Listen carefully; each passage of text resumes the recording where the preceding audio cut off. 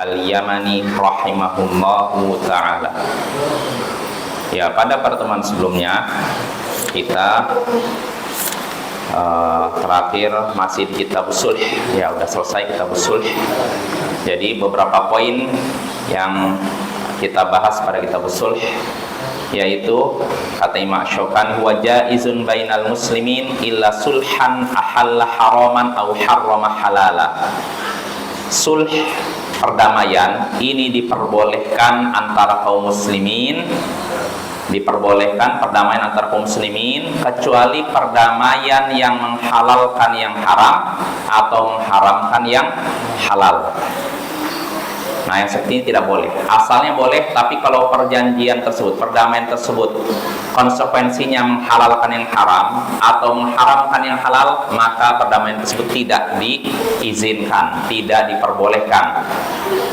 Contoh perdamaian menghalalkan apa yang Allah haramkan, ya misalkan sederhananya kita mendamaikan dua pihak yang berselisih, lalu salah satu pihak berselisih berkata, ya saya siap damai dengan syarat, misalkan saya bisa menikahi dua orang saudari, dua orang wanita adik kakak. Ini apa, misalkan kamu, adiknya kamu, kakaknya kamu, sekalian saya nikahi. Boleh nggak seperti ini? A dan B berselisih. A bilang, ya saya mau damai dengan syarat saya bisa nikahi adik kakak kamu yang perempuan. Boleh tidak ini? Kan nggak boleh menikahi dua wanita bersaudara kan?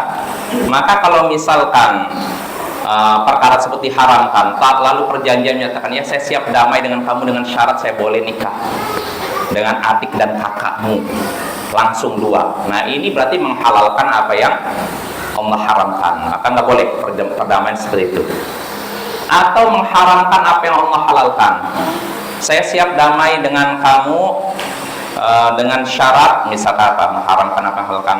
Oh ya, seperti kasus misalkan suami dengan istri. Ya saya siap kembali lagi kepada suami dengan syarat istrimu yang kedua diceraikan, atau kamu nggak boleh lagi berkunjung ke rumah istrimu yang kedua. Nah, yang seperti ini namanya mengharamkan apa yang Allah halalkan. Maka kalau ada perdamaian seperti itu nggak diterima, perdamaiannya tidak sah, ya haram seperti itu. Nah, ini poin pertama. Lalu poin berikutnya yang lupa saya belum sebutkan contoh karena Imam Syaukani sendiri nggak menyebutkan contoh Bapak ya.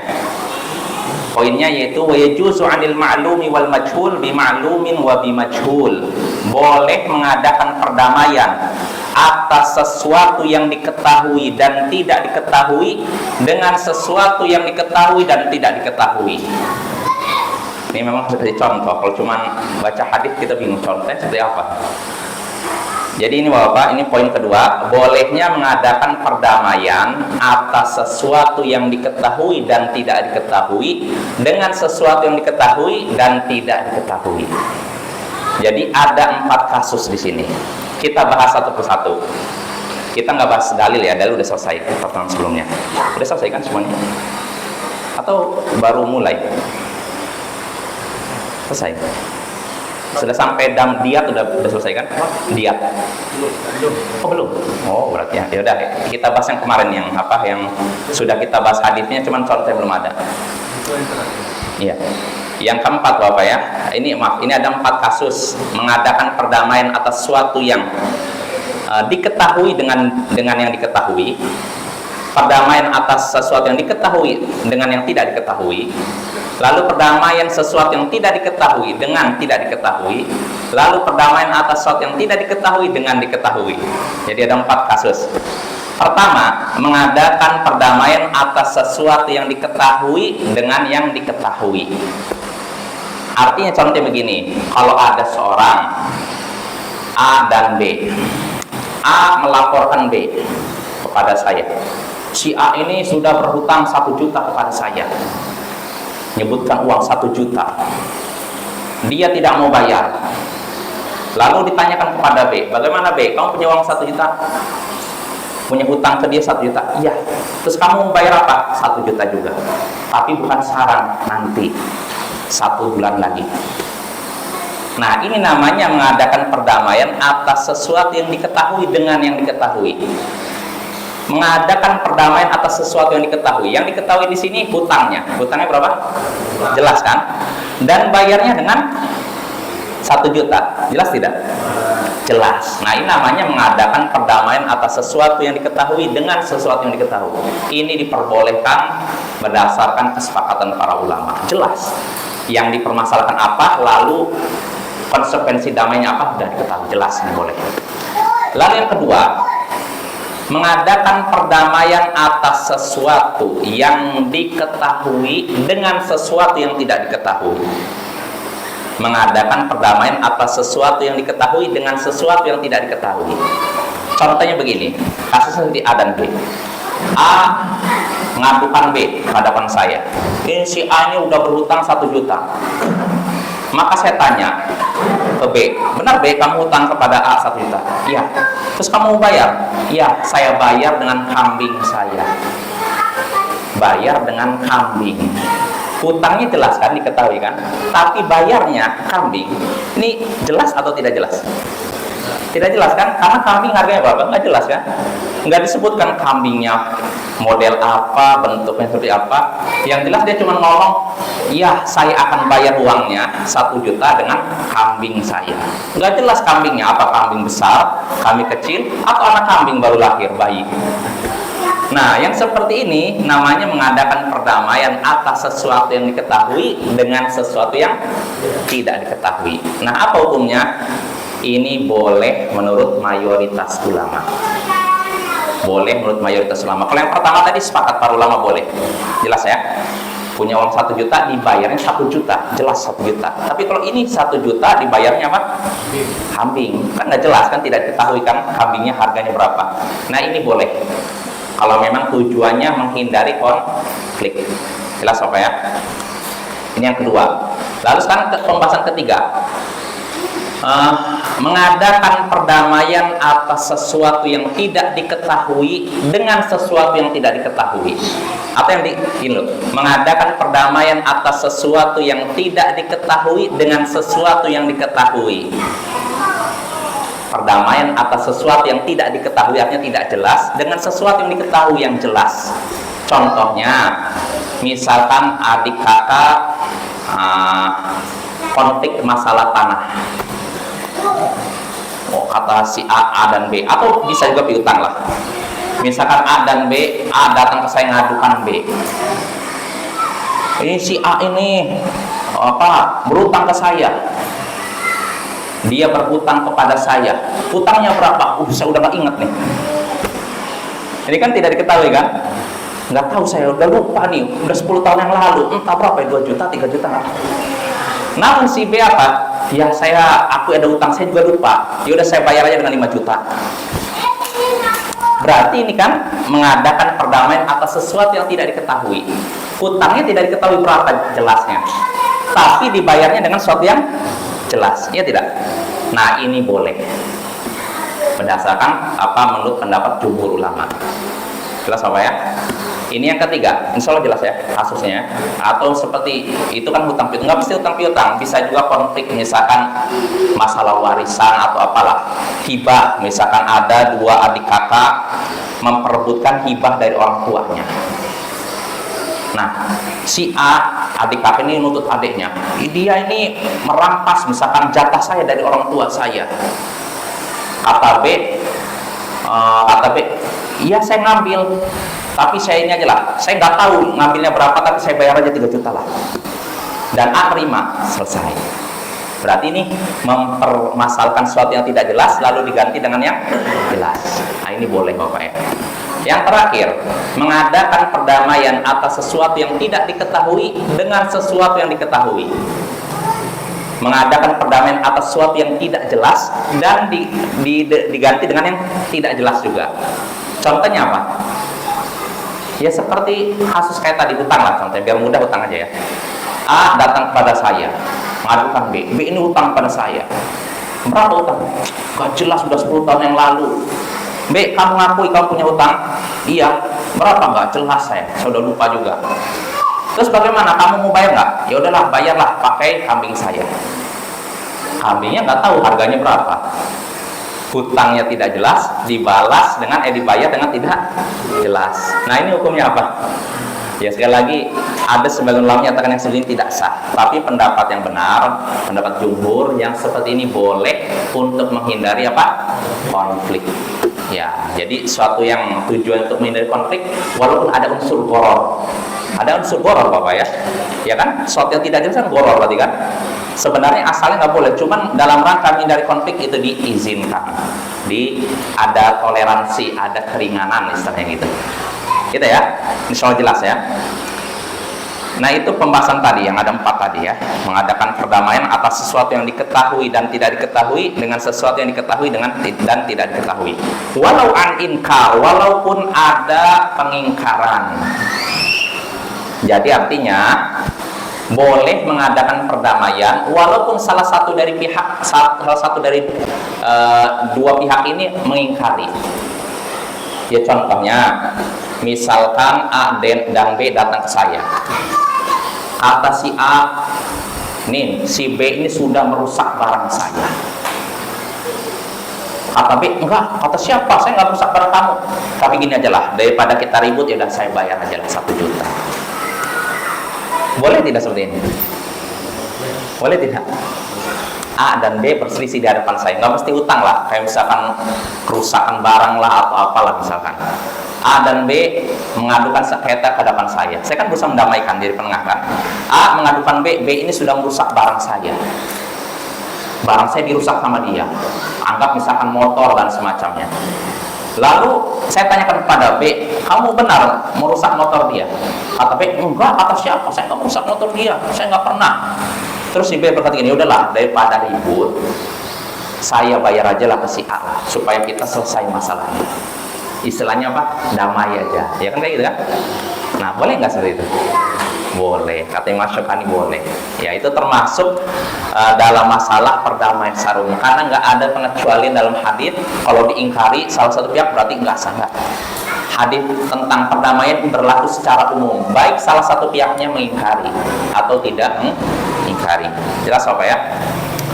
Lalu berikutnya yang terakhir nih, yang belum kita bahas, kata Imam Syukani, wa anid dami kalmal ya bi aqalla minad diyah au aktsar. Ini persen udah deh. Udah kan? Terakhir ini. Jadi bolehnya mengadakan perdamaian tentang darah, tentang nyawa. Ya, seperti harta. Boleh. Dengan ketentuan di bawah harga diat atau lebih. Artinya diat pembunuhan kan sudah jelaskan 100 ekor unta. Nah, ini kan ini merupakan hak siapa? Diat itu. Keluarga yang terbunuh. Sebenarnya kalaupun keluarga terbunuh menyatakan misalnya terjadi pembunuhan A membunuh B. Sebenarnya keluarga B kan diberikan 3 pilihan kan? Pertama apa? Kisos, si A dipenggalan. Atau kalau tidak apa? Bayar diat 100 ekor unta, atau kalau tidak dimaafkan tanpa perlu bayar diat. Nah, berarti mengambil diat, denda istilahnya, mengambil denda atau tidak mengambil denda ini dikembalikan kepada siapa? Si keluarga B. Ini karena hak keluarga B. Yang namanya hak, kalau mau diambil silahkan, mau digugurkan pun silahkan, atau dikurangi pun silahkan. Jelas ya?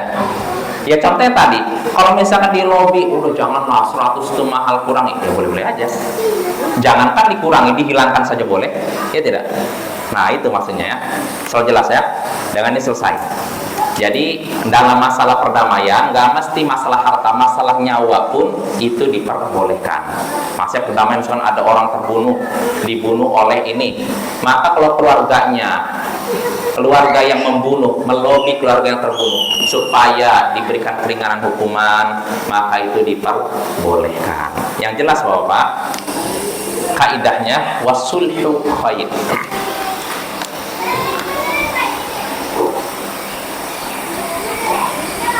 Dalam surat An-Nisa, perdamaian itu lebih baik. Kalau kita ada sengketa, bagusnya jangan diangkat ke pengadilan, tapi didamaikan. Walaupun konsekuensinya ada hak kita yang dikurangi. Iya tidak? Perdamaikan gitu. Misalnya gini, ada orang menzalimi kita. Sebenarnya bisa aja kita angkat dia ke pengadilan, lapor polisi, biar dimasukkan ke pengadilan, bisa aja. Tapi yang lebih baik jangan, diselesaikan, didamaikan. Walaupun konsekuensinya mungkin ada hak kita yang berkurang gitu. Karena kenapa kita sebaiknya tidak angkat ke pengadilan? Karena kalau sudah diangkat ke pengadilan, pihak berwajib. Nanti kita menang karena kita dizalimi kan, dia yang salah kan. Nanti setelah dijatuhkan hukuman, apa yang terjadi? Orang yang menzalimi kita ini timbul apa? Perasaan apa? Dendam. Walaupun dia salah, tapi dia kadang nggak merasa bersalah. Awas ya nanti, kalau saya udah keluar dari penjara, saya akan. Nah makanya kata para ulama sebaiknya jangan diangkat ke pengadilan, didamaikan. Jelas apa ya? Kecuali kalau si pelaku zalim ini orang yang terkenal, misalnya ringan tangan, apa istilahnya, suka berbuat jahat. Nah ini lain lagi. Kalau orang model begini, bagusnya nggak usah ada perdamaian. Bagusnya diapakan? Laporkan langsung, biar dapat hukuman. Karena kalau kita damai, ujung-ujungnya dia nanti bagaimana? Gampang ternyata ya. Saya nyakiti orang nanti kan damai. Saya ngambil hak orang nanti kan damai. Akhirnya dia bermudah-mudahan dalam menzalimi orang lain. Maka sebaiknya orang model begini jangan dimaafkan, jangan ada damai, tapi diangkat masalahnya ke pengadilan. Jelas apa ya? Nah, dengan ini selesai kita dari kitab sulh ya, kitab tentang perdamaian. Nah, sekarang kita masuk berikutnya, pembahasan berikutnya, yaitu kitabul hawalah. Kitab tentang al-hawalah. Hawalah dari kata tahwil, pemindahan. Maksudnya apa? Pemindahan hutang. Pemindahan hutang. Saya punya hutang kepada A. Saya punya hutang, atau begini, misalnya gini, saya punya hutang kepada A. Lalu saya ditagih oleh A. Saya ditagih A, saya punya hutang pada A. A kan pemilik piutang, punya piutang pada saya berarti kan. Saya punya hutang kepada A. Si A ini nagih hutang saya, bayarlah, misalkan 2 juta lah. Nah, namun ketika itu juga ada orang namanya C punya hutang ke saya 2 juta juga. Jelas ya? Saya punya hutang pada A 2 juta. Lalu C punya hutang pada saya 2 juta. Si A kan lagi ke saya, bayarlah hutang, bayar 2 juta. Saya bilang, kamu mintanya kepada C lah. Nah, itu namanya hawalah, pengalihan hutang. Jelas ya? Nah, apa hukum demikian? Nah, kita baca keterangan dari Imam Asy-Syaukani rahimahullahu ta'ala. Kata Imam Asy-Syaukani rahimahullah, man uhila ala mali'in falyahtal wa idza maqala al-muhalu alai aw aflasa kana lil muhal an yatlubal muhilu bidaini. Siapa yang hutangnya dialihkan kepada orang yang mampu membayarnya, maka hendaknya dia menerima pengalihan tersebut. Jika orang yang hutang dialihkan kepadanya menunda-nunda membayarnya atau bangkrut, maka orang yang hutangnya dialihkan ini boleh meminta hutang tersebut kepada orang yang mengalihkan hutang tersebut. Nah ini Bapak-bapak, mungkin agak muter-muter ya, tapi kita sebutkan contohnya ya. Kita ulangi lagi, siapa yang hutangnya dialihkan kepada orang yang mampu membayarnya, maka hendaknya dia menerima pengalihan tersebut. Artinya begini, saya saya punya hutang ke A, ya kan? A ini nagih hutang kepada saya 2 juta tadi. Dan ketika itu juga C berhutang kepada saya 2 juta. Saya berhutang kepada A, C berhutang kepada saya. Saya berhutang kepada A 2 juta. C berhutang kepada saya 2 juta. Nah, kata Imam Syaukani, kalau misalkan saya mengarahkan A akan lagi kepada saya, bayarlah 2 juta ini. Saya bilang, tagihlah kepada C. Nah, maka hendaknya si A nih kalau diminta atau dialihkan penagihan hutangnya kepada C, hendaknya dia menerimanya. Jelas Bapak ya? Jelas tidak?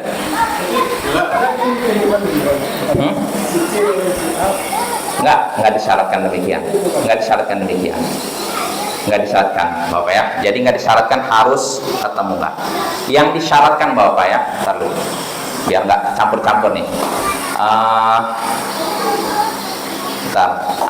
Yang disyaratkan oleh para ulama ya. Jadi begini Bapak. Ada yang namanya hutang piutang kan ada unsur keridhaan.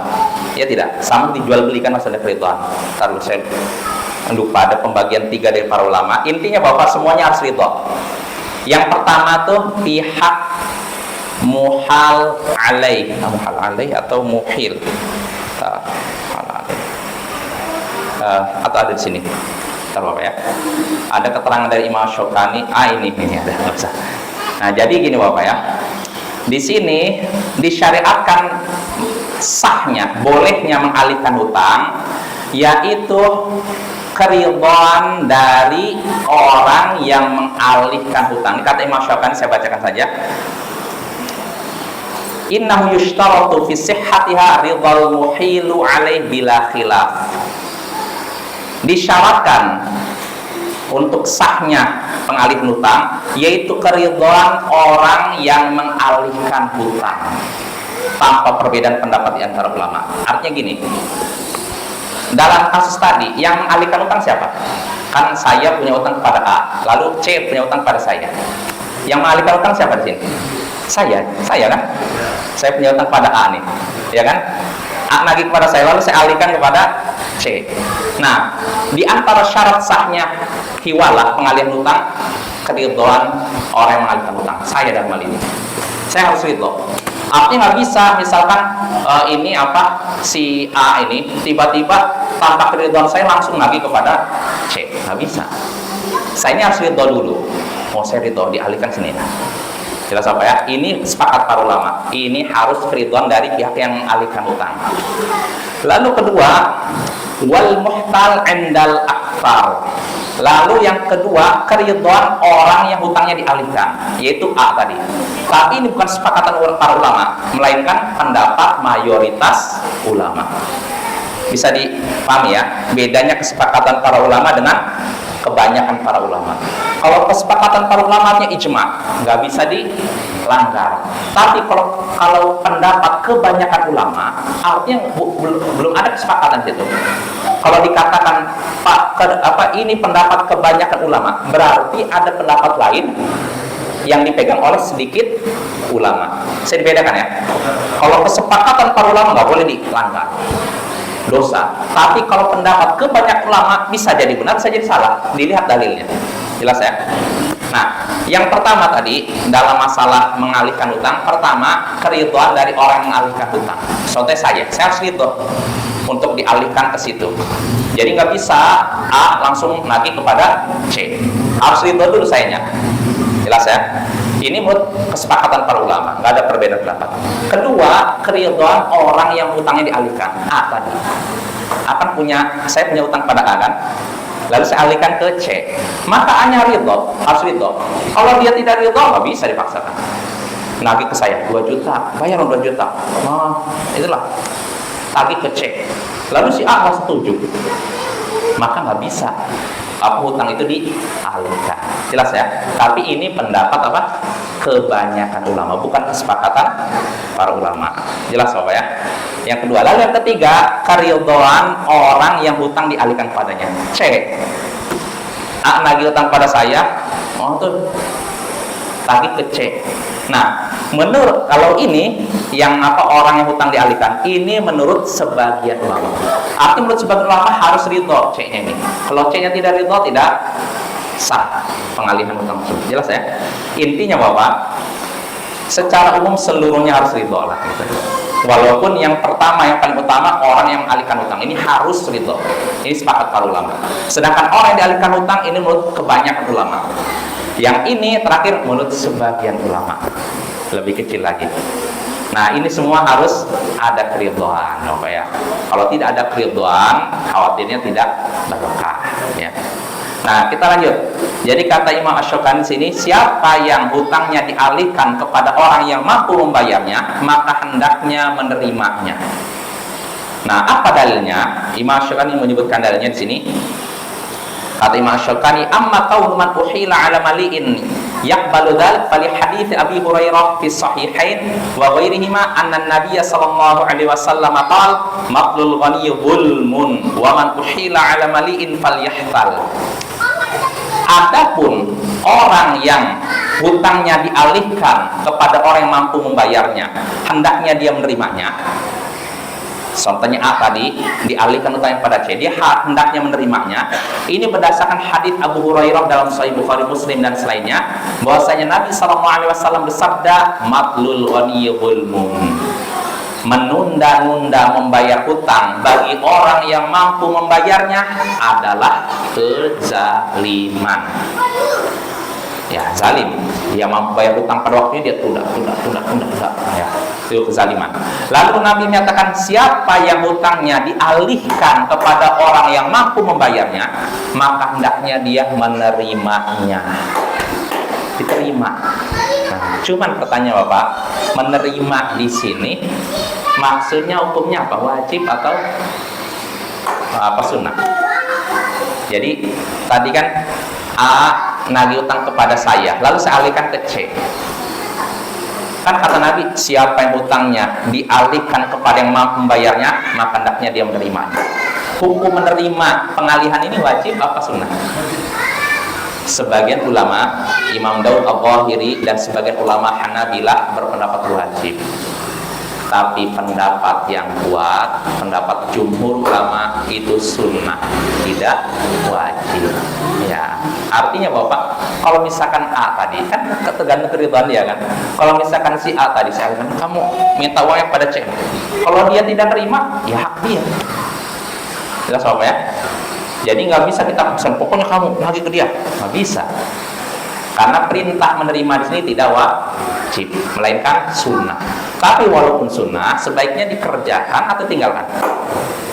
Dikerjakan. Karena Bapak, bagaimanapun ketika kita memberikan kelapangan bagi orang yang sulit bayar hutang, pasti ada pahala. Dan bisa jadi itulah yang menyelamatkan kita dari neraka.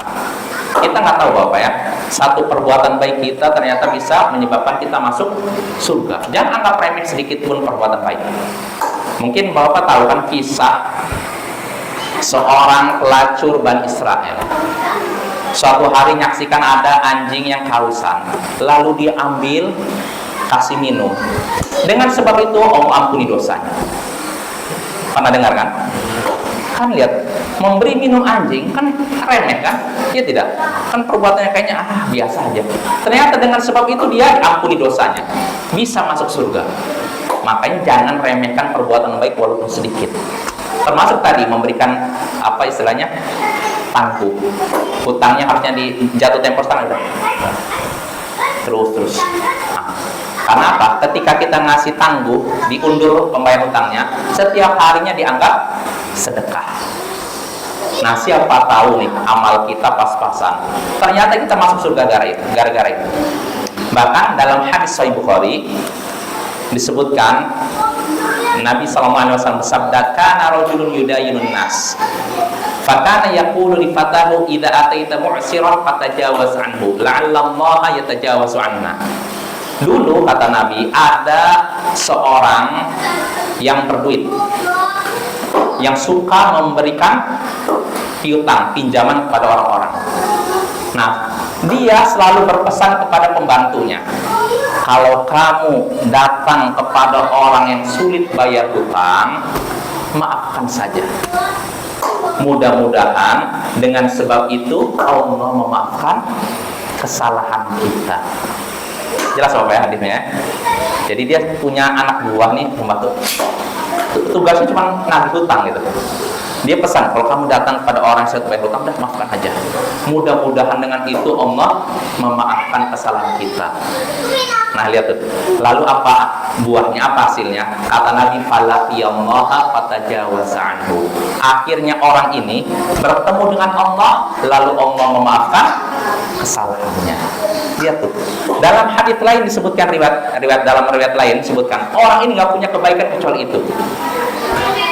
Bayangkan, dia nggak punya, dia ahli maksiat, nggak punya kebaikan, dia amal soleh nggak ada, maksiat jalan terus, dia nggak punya kebaikan kecuali itu saja. Itu apa? Memaafkan orang yang punya hutang, itu aja. Ternyata dengan sebab kebaikan itulah dia masuk surga. Nah, maka jangan sampai kita meremehkan perbuatan baik walaupun kecil, karena dengan sebab perbuatan baik itu siapa tahu kita jadi masuk surga, selamat dari neraka. Kita coba ya. Ya, insya Allah sampai sini dulu. Insya Allah pada pertemuan berikutnya kita selesaikan pembahasan tentang hawalah ini ya, pengalihan hutang ya. Subhanakallahumma bihamdik, asyhadu an la ilaha illa anta, astaghfiruka wa atubu ilaik. Assalamualaikum warahmatullahi wabarakatuh.